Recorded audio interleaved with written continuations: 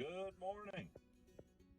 Have you ever found something that you least expected in a place that you didn't expect to find it? I'll talk about that in just a minute.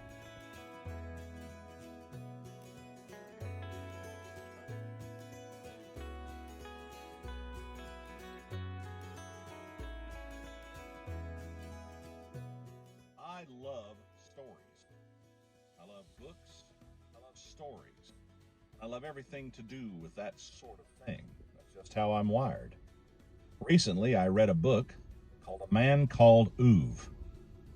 And it was about an old, grumpy curmudgeon of a man whose wife had passed and his journey towards his own acceptance and how he was with his neighbors.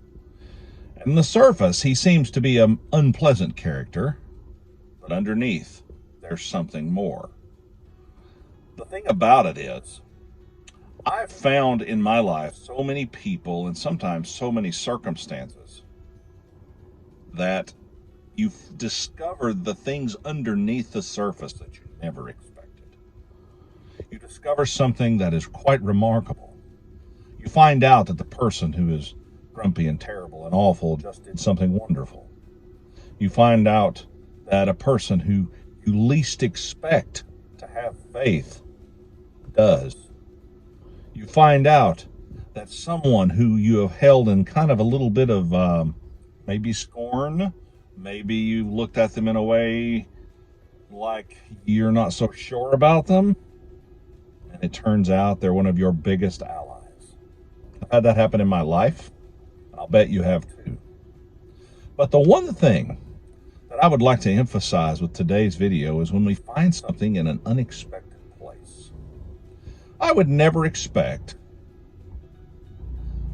a small child born into a poor family from a poor town of insignificance that was raised as a common laborer and was incredibly poor his whole life to show and prove himself a king. I would never see someone who had no military background. I would never see someone who was not a big weightlifter or a big powerful man of great renown, like, say, Samson or Hercules of legend, to be a champion.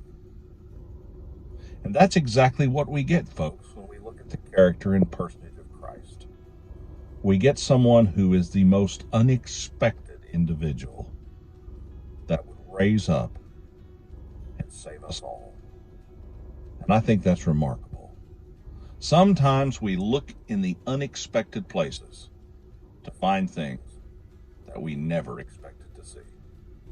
It blows my mind how someone supposedly so historically insignificant has literally split time in two, BC to AD, who has literally become the world's most powerful and one of the most recognized religious leaders in the universe.